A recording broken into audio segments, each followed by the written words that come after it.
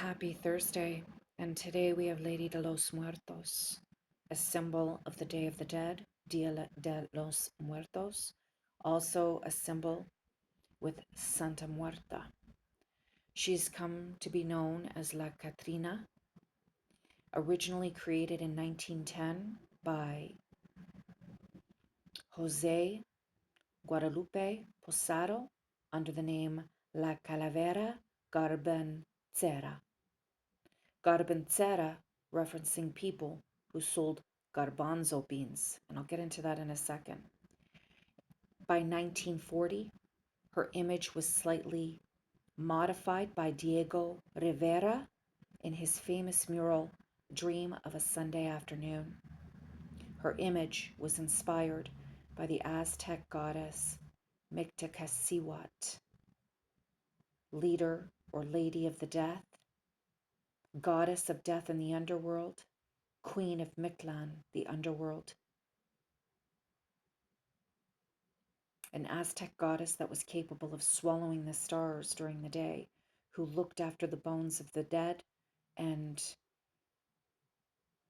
governed days in which the dead were worshipped.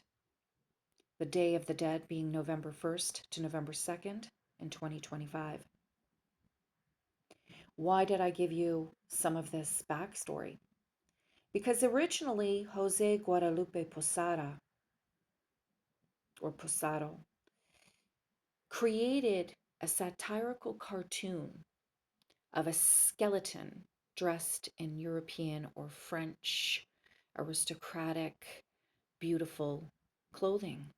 And he did this in order to make fun of Mexicans that were losing their identity and their heritage to the colonizing Europeans.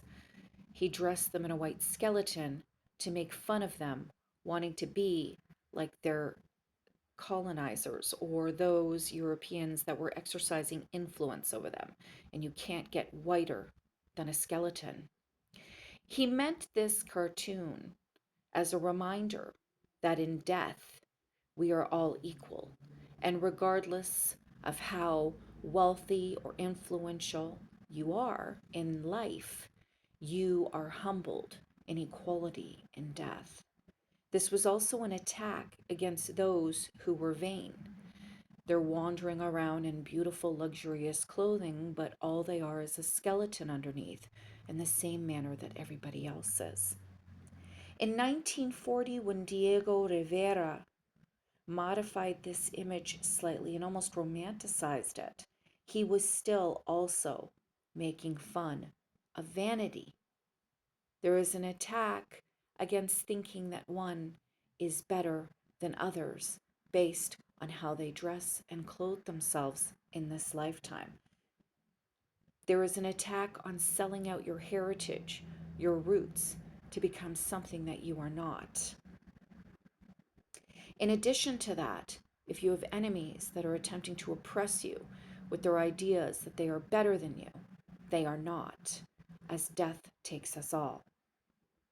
There is a reminder in this as well that there is a cycle of life, and just as rebirth should not be feared or birth should not be feared, death should also not be feared. It is part of the life cycle, and there is an aspect of us that go on.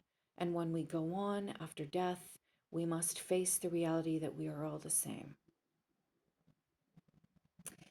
This figure also became identified with Santa Muerta, which was some type of Christian paganistic religion where the figurine, Santa Muerta, is a deity, or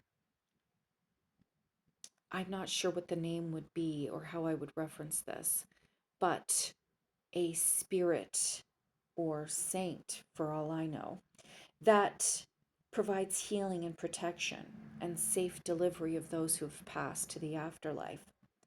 So we have this occurring, and then, this evolution of this figure from 1910 to 1940s and so forth, of a figurine, a beautiful woman who is closely associated with the dead in the afterlife.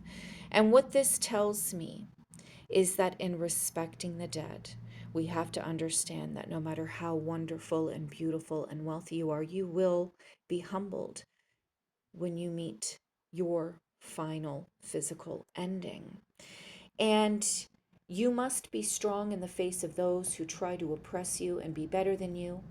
And you also must be strong in dealing with your own desire to be better than other people.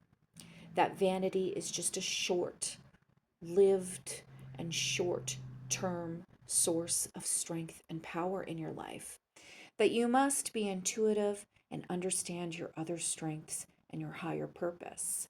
And if there are people in your life that are trying to push you, oppress you, make you feel less than valuable, their time is over, and you should not fight to maintain those relationships, nor should you try to fight to teach them lessons about life.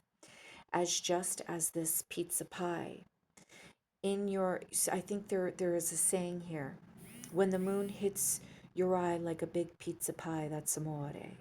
So the slice symbolizes all the great things that you want for yourself in your life, and how your future and your success will be stuck to you, just like the cheese and the pepperoni is to this crust. You have a future and it is bright, but you must take a moment to sip the coffee, as in sit down. Take note of all the great things that you have to be grateful for. And also take note of all the things that you've been neglecting while dealing with oppressive people who have taken you off your life path and your life course. Take note of what it is that you've been neglecting. Be ready to face truths with the last straw. Be ready to face realities that you have been concealing your attention from. The T. And once you do that, let go of all that burdens you and all that holds you down. Let it go and release it. Spill the tea, move forward, as many great things are coming for you. And those enemies of yours will meet their day where they will be humbled. Now, in addition to that, some of you may have actually lost friends and family members, and it is a time to respect and appreciate and embrace and celebrate their life. And for those of you that are facing end of life scenarios, you must understand that there is nothing less miraculous about the physical death as there is about the physical birth. If you can trust the miracle of life, then you can trust the miracle of death. And that is your reading today.